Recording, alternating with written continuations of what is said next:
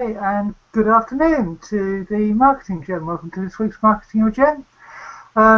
This is where we talk about marketing issues with particular relevance to SMEs. And if you want to contact us to raise any points about these issues being discussed or to suggest future topics, then please contact us via the show's Twitter account, which is @TheMarketingGem. That's @TheMarketingGem, which is below me.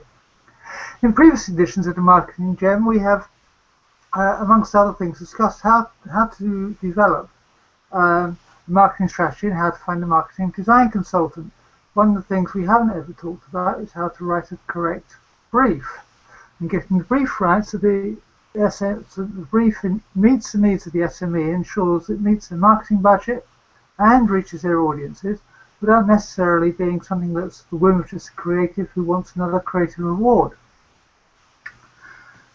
So, how do you get great marketing materials from a great brief? So what are the steps of creating a brief, and what should be included in the briefing document, and what should be missed out? This week I'm joined by two people who have both written and received hundreds of briefs for a wide range of creative and marketing projects for both SMEs and large multinationals. Firstly, I'm joined by Jeremy Silverstone of Purple Marketing Communications. He's joining us for the second time. Jeremy has a long history of working in the advertising business on the agency side and currently works with SMEs as a marketing consultant. Hi, Jim, and welcome to the show. It's a pleasure to be here. Okay, and our second expert this week is Jonathan Darby, who has a wealth of marketing and media planning experience while working with some of the world's biggest brands such as Canon, or working with some of the world's biggest and most successful advertising agencies such as WPP. During which time he wrote and received thousands of creative briefs on behalf of both his clients and on behalf of the advertising agency when he had to brief other creative specialists. Welcome to the show, Jonathan. Thank you, and I hope what we're going to run through, it might be a bit sort of writing out lists, but I think it should be quite valuable. And the one thing at the end of it that people should take out is, although there's an awful lot of things that you should think about, try and keep it as flexible and open as possible to encourage people to be creative rather than have all the ends tied up so people feel like they're enclosed. Yes, it's a difficult balance, isn't it, Jen? Yeah. I think it's relatively straightforward if you keep in mind that the brief should be about what you want to achieve, not what you want back from your marketing supplier. Focus it on what you want to achieve as a business and allow your marketing person to interpret that in the way that they feel is best. You would agree with that, wouldn't you, Jonathan? I agree with the sentiment, but depending on how much history you have, there is quite a lot of background that you need to make sure that people understand. And things like, it doesn't always necessarily follow that the person you're briefing actually has any experience of the product, service or brand that you're briefing them on. And you may have to think about things like, how do I give them an accelerated experience so that they fully understand when I talk about benefit, what's getting through to the customer. Yeah, okay, so where do you start then? What's the first thing you want or expect when you're either writing a brief or receiving a brief? I mean, is it the budget that you think about, or is it the audience, or is it the aims?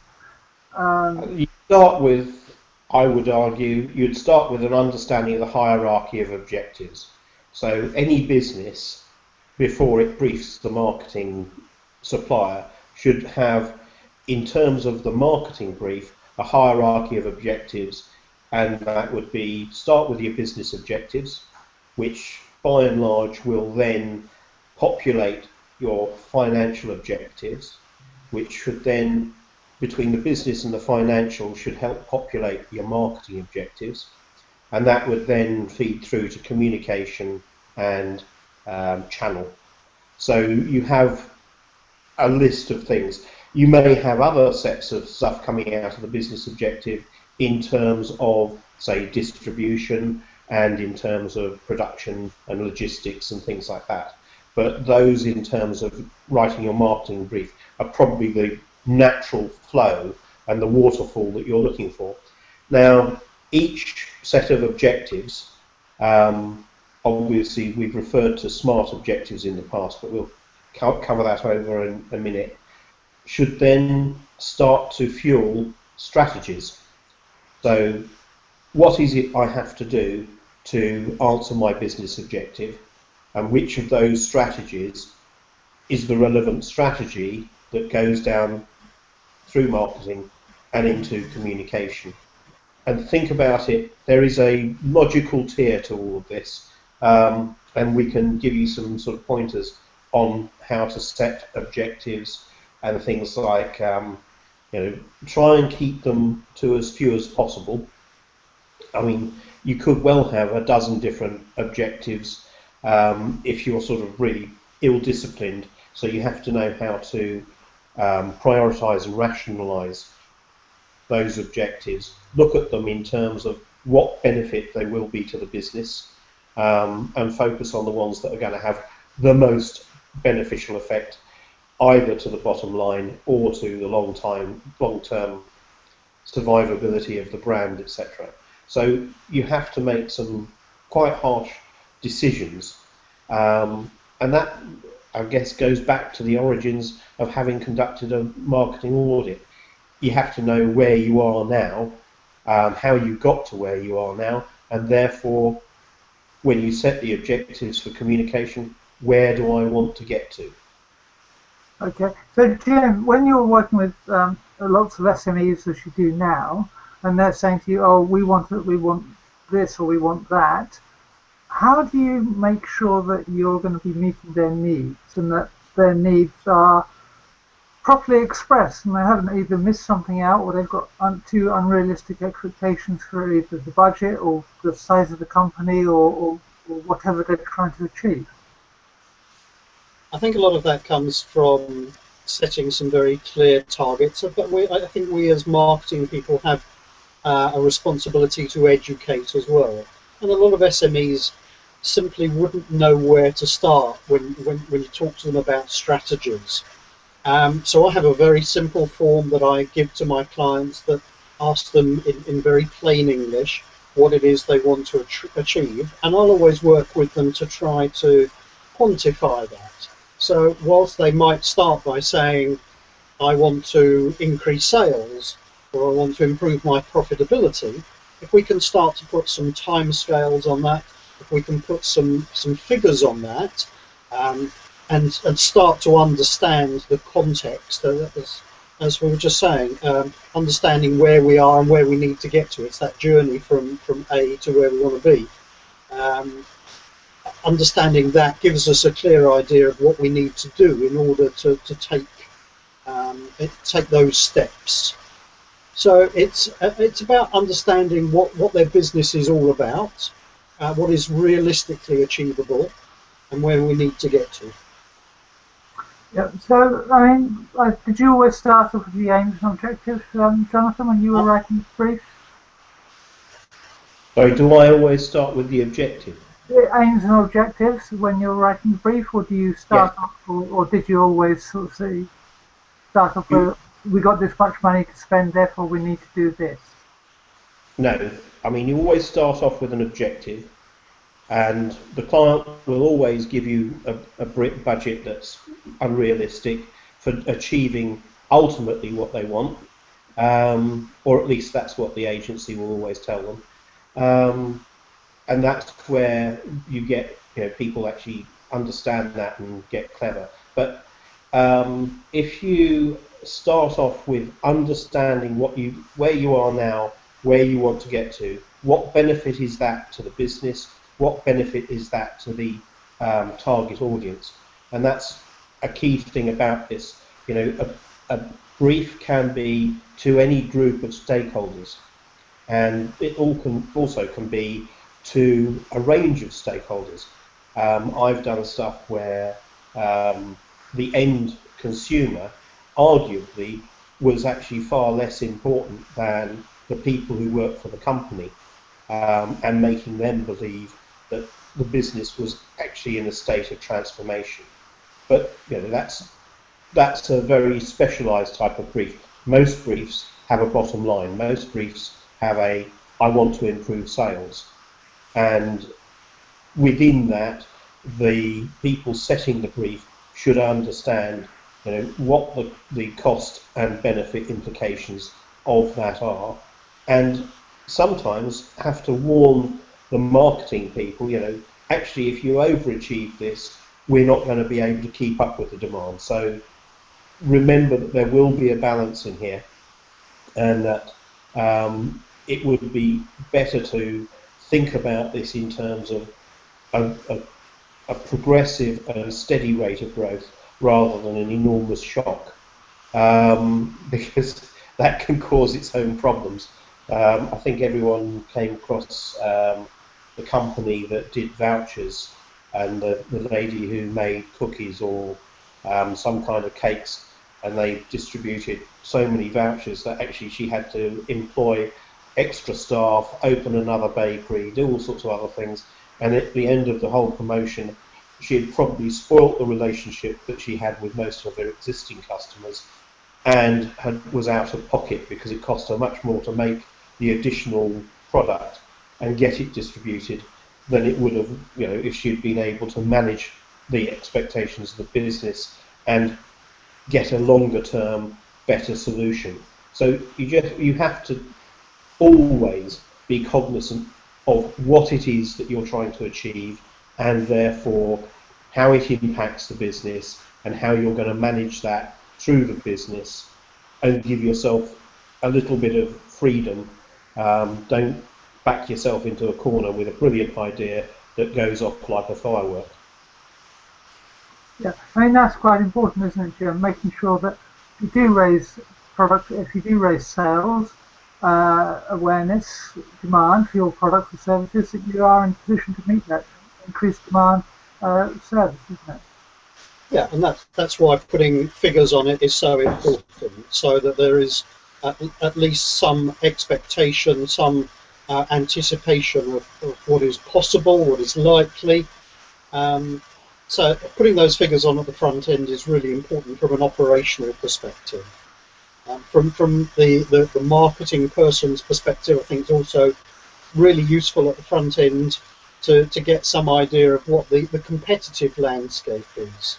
And there are insights that the client can provide that will give the marketing person or agency a lot of shortcuts. So the competitor activity, what they believe to be their audience, and bear in mind that clients don't always know what their real audience is or should be, what they believe their messages should be, and again, they don't always understand that what they want to say is not always what the audience wants to hear.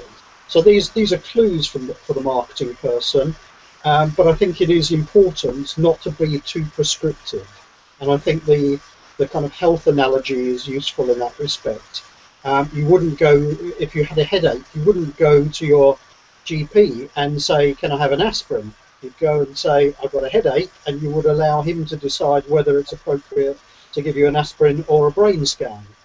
So being too prescriptive is not helpful. It's important that when you go to an expert, somebody who has a broad understanding of all of the options, that you don't narrow down those options by defining right at the front end what you want to do rather than what you want to achieve. Yeah, so I can see Jonathan nodding there on the monitor. You would agree wholeheartedly with that. It's about stating what the problem is and then allowing in the brief, and then allowing the expert to come up with a solution. I think what you actually have to, in your objective and your the way that you describe things, is that you are absolutely clear what you want the activity to achieve. You don't tell the person that you're briefing what you think the strategy should be, unless it's sort of a repeat of what the strategy was last year or something like that. But I mean, you have to be quite clear of what everyone's expectation is when you come out of the process. I don't mind being reasonably tight on the way that you brief, but if you are very tight on the way that you brief, do expect the person who is being briefed, if they're good, they will come back and challenge you, and they will come back and they'll say, right, we've gone down this thought process as you have prescribed, and there are issues here that we think might be actually counterproductive. And you have time, and you should always challenge a brief as a service provider. And that's, in a sense, a better way of getting your perspective across to the client than necessarily. You want the client to tell you as much as possible that is relevant. So, you know, if the client has a vision, a mission, a personality, a brand proposition, and things like that, and it's been there in existence for a period of time, it's essential that the person you're briefing knows that and understands that, because what they don't want to do is come up with an idea that is completely dissonant to where the brand has come from, unless that is actually part of your overall strategy, i.e., you know, the shock of the new. You might actually, if the brand is in such poor health in the first place, you might have to do something that really completely restarts it. But that's quite a rare thing to happen. So always make sure that when you're briefing, you provide them with the most, you know, more information in the sense that the better, so that they can then say, right, let's work through this, let's find the wood from the trees. The chances are, because it's your brand or your product, you know far more about it than anybody else. And therefore, you sometimes get so close to something that you can't actually decide what is the most relevant piece of information. And the person who is advising you is going to be the filter to a great extent, but they have to justify that, and they have to rationalise how they got to the answer they had. And that's part of the challenging process. So don't be disappointed when the supplier comes back to you and says, right, we can do these things, however, we think there are better ways of doing it. And, you know, so I've spoken about vision, mission, personality, but also price, position, place, packaging, promotions. What's happened before? How have we got to where we are? So that we now understand where in the business process the next stage of our life is actually going to come from, what's going to actually have the most benefit. And sometimes, you know, the mathematics behind all of this, you might not have, as the briefer, you might not fully understand the implications of it. So it's actually quite a good thing to encourage the supplier to go through their analysis with you and challenge some of your assumptions.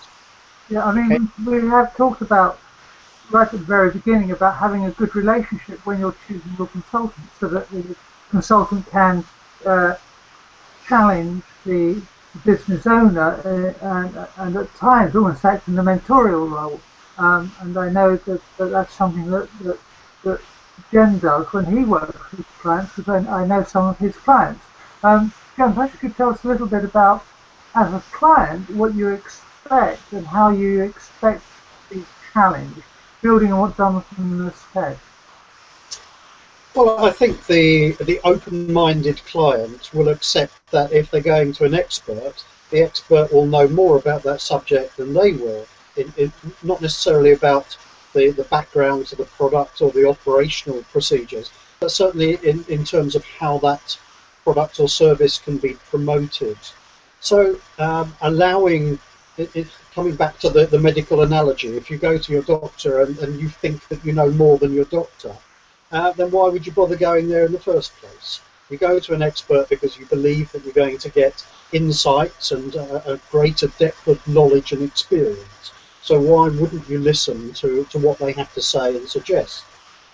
Very often I'll speak to people who provide me with a brief, but I will ask them why they believe such and such might be true. So if they believe that a certain group of people are their audience, if they believe that their geographical boundaries are certain places, if they believe that they need to achieve certain things. I had one this week. A client came in and said, I want to attract more clients.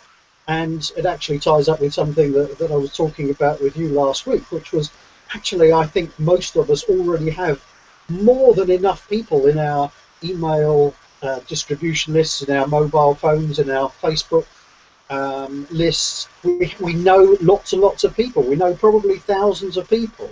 Why do we need to get to know thousands more when we're not exploiting those that we already know? So it's much more cost effective. So sometimes we'll see things objectively. Sometimes when you're running a business, and as an owner of a small business myself, I know how this happens. You get so blinkered into how you've done things before, and you believe that's the only way to do things. By consulting with somebody else, you have an opportunity to get a more objective outside view, and the possibilities are generally much wider from somebody who's looking at it from the outside. Yeah. So, Jonathan, removing the blinkers, I think that's quite an important phrase that Jeremy was talking about there, because, as you say, you don't want the brief to be too narrow, but on the other hand, you don't want to be so vague, so woolly, that the creative agency or the marketing agency or whoever goes off and delivers something that is then not appropriate to the SMEs or the client's needs. Yes, I mean that's part of the reason why you have to sort of think about who you're briefing, how much do they understand about the brand, what experience do they have of the product or service that you're offering, and then expressing in clear terms, what is the key end user benefit to the activity that we're going to provide. What's in it for the target audience? Because if there isn't anything there, then you don't expect a response. And then sort of the clarity of your thinking is about, as Jem referred to, quantify the benefit to the business.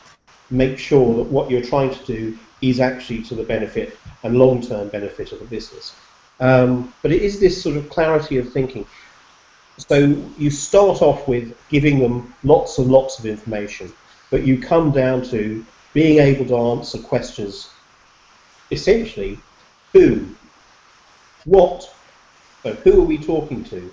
What is it that they are going to get out of this advertising? Where is the product available? Where are we likely to be making our communication? What are the touch points that we're going to be manipulating to improve or change the audience's perception of the product and the service? And then, as a briefing objective, it's probably, state the when, what's the timeline, what's the timetable, when's the most likely time to be of most benefit to the business, and they may come back and say, you haven't got time to get all of this in place, if that's when you want it to happen. So always give yourself plenty of time.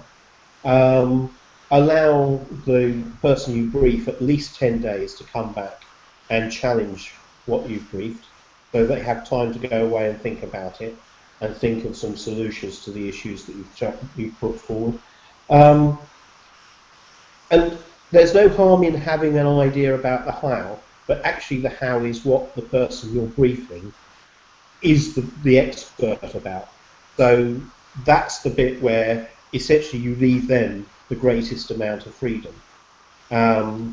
But so I used to attend meetings as the media director for the client, and the client would sort of take me to one side and say, well, Jonathan, we've got this great idea for a TV commercial. At which point I say, well, that's okay, so I don't have to be in this meeting, I'll leave now. And they used to get quite upset. But it made the point, which is, there's no point in telling me what the end result is. Get me involved early enough so you can actually benefit from the expert input that I can make. And that was the, sort of, sometimes you have to behave badly to get the message across. that you're paying for a certain quality of service. Don't shortcut it and take it out, short circuit it and take it out of the mix. Jem, so when you're working with clients, what's the worst thing you can actually see in the brief that they give you? I mean, what is it when you go, oh no, not again, or no, that's just not going to work? I mean, what makes your heart sink when you receive a brief? I think vagueness is one of those things that make my heart sink. But actually, that's probably preferable to somebody who's got an absolutely fixed idea about what is required, because those intransigent people are never going to get the results that they're looking for. I do always think where it's appropriate, it's really useful for a client to be able to say, these are the key performance indicators. This is what I would consider success or not success in this project or campaign. So at least we have a fair idea of what the parameters are. But at least when they're vague about it and don't really know, you can. Those people are more educatable, if that's a word, more susceptible to learning about the process and learning how they can use the process effectively. So I would say intransigence is probably the worst thing. But actually, I had a client not so long ago, and I'd asked them for the budget on a particular project. It was a very open-ended project. It was a very open brief, and I said, look, we've got to have some budgetary parameters for this, because it could be very small and it could be very big. And they said, no, we just want to hear back from you. What are your ideas? And you put a budget against it, whatever you feel is appropriate. And we went in and presented to their entire board. We ended up getting a standing ovation at the end of a presentation, which doesn't happen very often, I've got to tell you. And then they said, right, well, we absolutely love all of this. It's fantastic. What's it going to cost? And we told them what it was going to cost. And they said, oh, no, we can't afford anything like that. So, we've got to have some kind of context to all this. We've got to understand how it fits into their business plan. So I would always encourage people to start with a business plan and make sure that they understand their own business before they expect us to.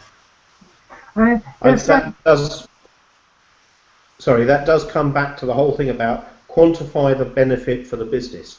So when you're briefing it and you're saying it will derive this much extra business, then the person you're briefing will have a reasonably good expectation of what the likely budget is.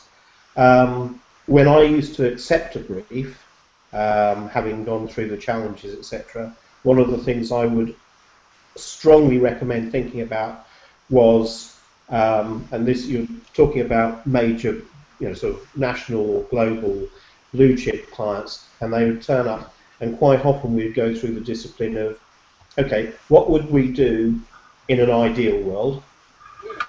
What would we do on your budget? What would we do if you halved your budget? And what would we do if you add a further 50% to the budget? And see what the differences were, so that they had a sort of a range of things that they could sensibly comprehend. So, if they really wanted to do something in a major channel, but there was a very good chance that the client would suddenly lose half his budget, because media and advertising budgets, marketing budgets, tend to be one of the things that a company can cut faster than anything else in their costs, that you would sit back and say, right, well, realistically, we're going to be between the budget that's being set in the brief, if there is one, and maybe a bit lower than that. Is there a point that some of the options actually come straight off the table because they're too expensive and they won't achieve what they want to do in terms of, let's say, raising awareness, which is probably my least favourite brief, because it's the least smart of the things that you're looking for. But if you're asked to do something and you're asked to reach certain objectives, would certain options be affordable at the prescribed budget level or would they actually have to go to more money to actually achieve what they wanted to do? And but that's part of my process going back to the client. I rather focus on the objectives and be less fixed on what is the budget. But you have to be responsible about it, and you have to be realistic. And hence, if you understand what the activity is going to achieve in the health of the brand and its finances, you've got a much better chance of coming back with an affordable option. Yeah, exactly. I mean, the bit about monitoring, what you spend and how you don't spend it, and where you're going to spend it, and maybe having a staged project and a staged brief, I think is a really good one. Because whenever I've been working on the client side, what's frustrated me is, on the design side, consultancy side, what frustrates me most is a brief that's really vague and woolly with no real general direction to it and no aspirations as to where they want to go, and that is almost an impossible brief to answer, isn't it, Jen?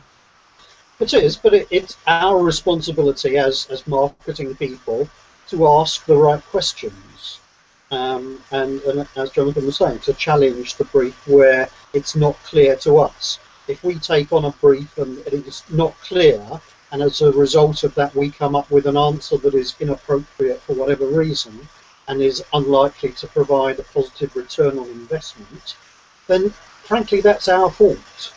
But if we ask the right questions and we get a clear brief and we provide a suitable response to that, then I don't think that we can be held up to account in any greater form. We've done exactly what we've set out to achieve in that respect. And I think ours from any business, whether it's a big business or a small business, everybody's looking for value. Everybody's looking for that return on investment.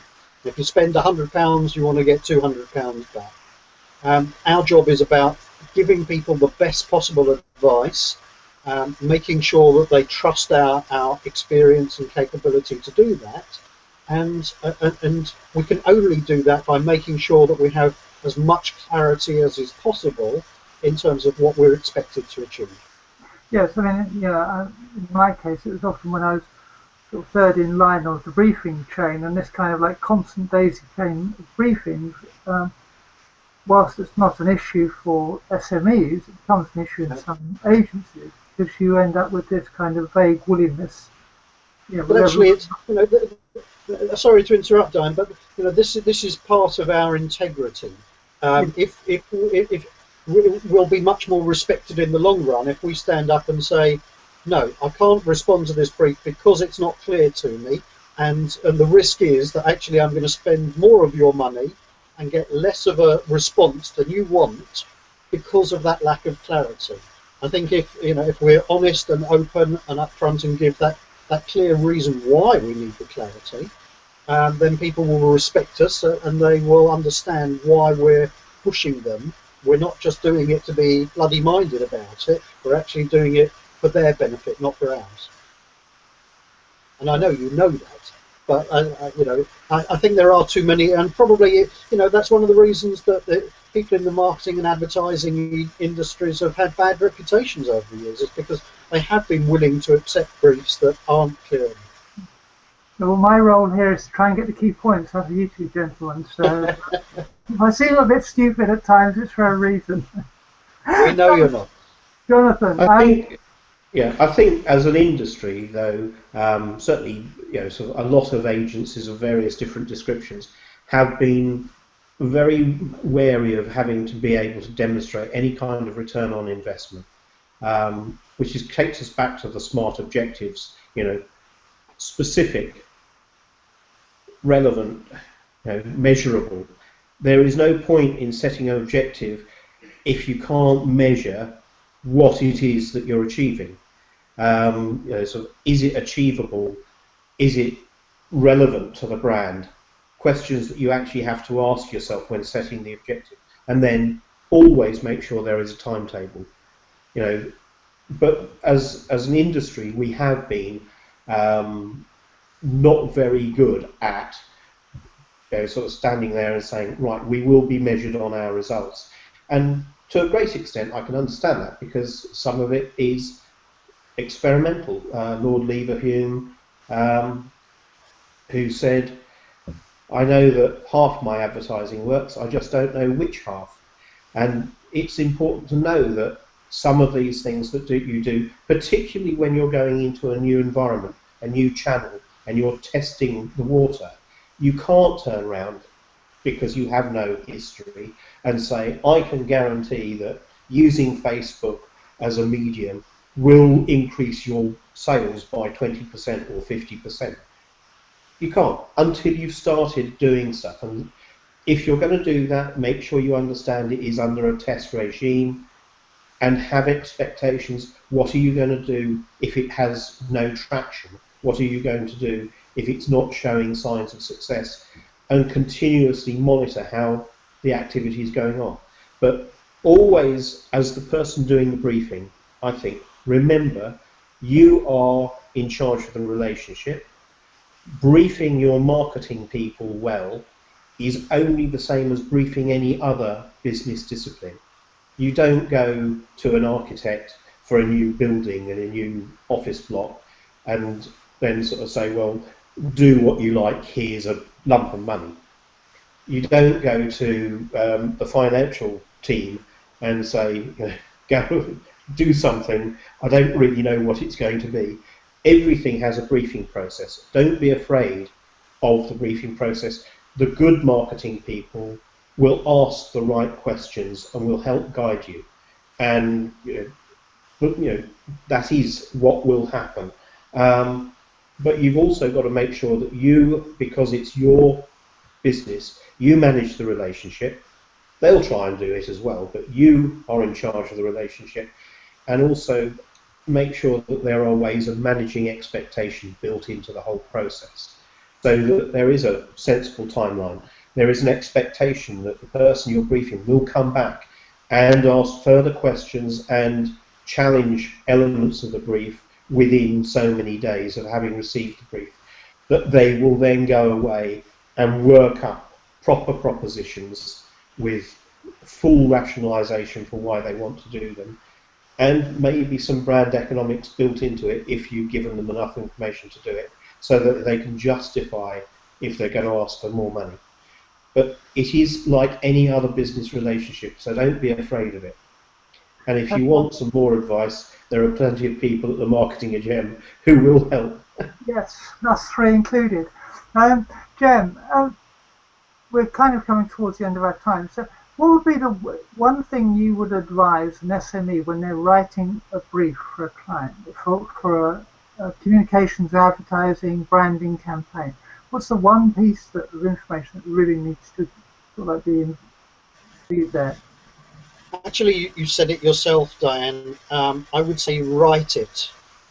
I receive a lot of verbal briefs, and verbal briefs are not worth the paper they're written on. So write it down, review it, show it to somebody else, see if it makes sense to them, and then take it to your marketing person. And then be open-minded. Okay, and Jonathan, what would be your one tip? I would, yes, I mean, what I used to do was I would rewrite the marketing or the brief with the client once we'd gone through all the challenges and we had established how we were going to measure all the objectives. Now, that was a nice luxury to have because I had very sophisticated clients. But you're absolutely right, Jeremy, have it in writing, because that's the only way at the end of the whole process, when people go back and say, well, we've measured it and it's worked or it hasn't worked, you know exactly what you're doing. Whereas with a verbal brief, everyone's got a different interpretation of what's actually being said, and you want an actionable document to work off. So I think I agree with him absolutely on that. Another thing I would say is a lot of clients used to sort of put in mandatories at the end of a brief. Keep that to an absolute minimum. I mean, it may be that in certain circumstances a pack shot is vital, but actually in a lot of cases it's not as vital as you might think. It depends on what it is that you're trying to communicate and in which channel you're trying to communicate it. And the marketing specialist will help you get to the answer there. The most valuable thing in your piece of marketing when it gets out there might be a really good piece of direction and a call to action to go and visit the website, not a packet of a tin of beans. Yep. I would back up the point about a written brief and also the list of mandatories, but I would also add in one more point, and that is to make sure there are no sort of like unvoiced expectations as to what this campaign is going to do or what is going to be deliverable from each side, so that all of that sort of stuff is clear and brought out at the very beginning in the way that you two have both talked about when you're talking about formulating the brief and discussing what these issues are. For me, that's the one important point that needs to be done at the briefing stage, that later on, when something doesn't happen, that only one party is expected to happen, there are no nasty surprises, shall we say, for want of a better word, later on down the line. Okay, we're now come to tip of the week, but in the meantime, if you do want to get in touch with us, you can get in touch with us via the site's Twitter account. That's the Marketing Gem. That's at the Marketing Gem. This production is sponsored by Link for Growth, as you can see. And it's now time for tip of the week. Jen. Well, my tip of the week is something that I alluded to a little bit earlier, which is you already have more than enough contacts. Exploit those before you try to find any more, because it's far more cost effective. Jonathan. Okay, I think going back on to the managing the relationship within the briefing process is don't be afraid to pick the phone up and talk to the people who are working for you on a regular basis and ask them if they've got any more questions. I mean, it's a two-way brief, but I can remember working on projects, particularly things like new business pitches, where once we'd taken the brief, it was almost like it was no man's land and we weren't actually allowed to go and cross it until we turned up and we did the actual final presentation. But much more productive would be to go and have lunch with the client and make sure that they're happy with their expectations. Nothing has come up in the meantime that makes them nervous about going out or following a specific route. And just keep that flow of communication going. It isn't absolute and final when you've finished the written brief. There has to be quite a lot of communication that goes on until the final, the presentation of the final ideas goes in front of you. And even then, there could be quite a lot more work before it can be fully implemented. So always keep lines of communication open. Don't sort of say, here's your brief. Now, I don't want to hear from you until you've finished all the work, because that really isn't a very healthy way of working. And you wouldn't work with anyone else inside your business in that way. No, exactly. My tip of the week is that basically is to make sure that anything that you do, unless you're completely trying to reinvigorate and relaunch and reinvent your brand, actually fits with your brand value and messages. If you say you're going to offer good customer service as part of your advertising and communications, make sure that you do offer good communications and service, and you can actually deliver on it. Because the stories of people saying, "Oh yes, they do this and they do that," and then that not happening. The number of people they tell is about 2.5 to 3 times, if not 4 times, depending upon which piece of research you read. The number of people they tell who they say, "Oh yeah, so and so did a good job." So there's a huge multiplier effect of doing a job badly. So make sure you can meet those expectations. Okay, well on that point it's time to say cheerio, because our time is up for this week. So, Jen? Thank you very much for having me on again. I managed not to mute myself this week, which was good. But it's good to see you, and I hope somebody out there has benefited in some small way Obviously, as Jonathan said, there's plenty of people here to help if anybody needs it. Jonathan? Okay, just before I go, I'm reminded from one of the remarks earlier on of I had a pharmaceutical client who did OTC pharmaceutical, and we did a lot of advertising for them. And I remember one of her favourite things, real bugbear for her, was all the adverts that used to appear on television that would say, nothing works better than. And she's going, so why don't I just have nothing? I don't need to have the than. So, you know, sometimes, I know it's a bit sort of picky with words, but make sure that when you're making a communication, it's actually something that adds to the overall thing and can't just be taken to pieces and go, well, I don't need to buy that. Nothing works better than that. You know, don't fall into the blindingly obvious. Right, okay, well on that note I will say cheerio, and this has been the Marketing Gem, and you can see on screen, I hope, our email addresses, Twitter addresses. You can get in touch with us, and we look forward to hearing from you. If you do have any questions, then please feel free to contact us. And on that note I say cheerio, bye bye.